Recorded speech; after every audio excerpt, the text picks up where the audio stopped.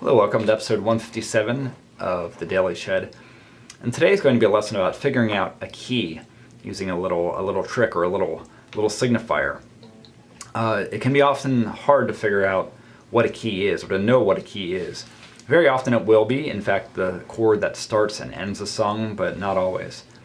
One signifier that you can find and you can look at a glance is that if there are two major chords a whole step away from each other, that determines the key. What that means is that if you have a G major and an A major, that has to be the fourth and the fifth of the key. What that means is that then from knowing that that's 4 and that's 5, you can just count up 6, 7, 8. So the key of D in this case. See a G and an A next to each other, it's going to be in the key of D.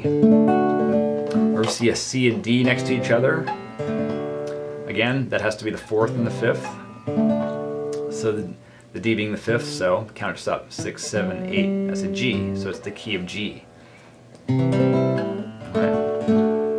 And it keeps going on like that. So you just have to look for, as long as you see two major chords that are separated by a whole step, or 2 frets, that's what it means, or a whole step, like that, it has to be the fourth and fifth of the scale. And for something like, let's take the key of G. So if you see C and D like this, like that, knowing that those are the keys. Actually, let's do it in D. So G to A. Every note in that is in the key of D major.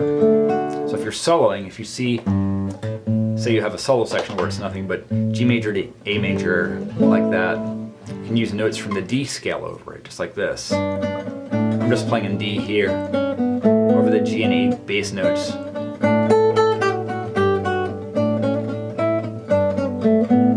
These are all notes from the D major scale.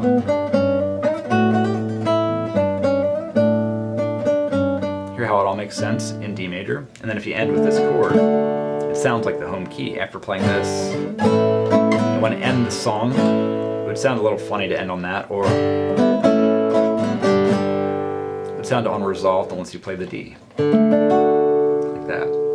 So there are a lot of signposts that help to figure out a key, but this is one of the most common ones. Again, if you see two major chords separated by a whole step, or by 2 frets, you'll know that that has to be the fourth and fifth of the key.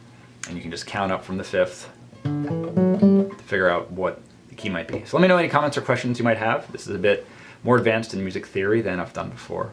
But thank you so much for watching, and don't forget to subscribe.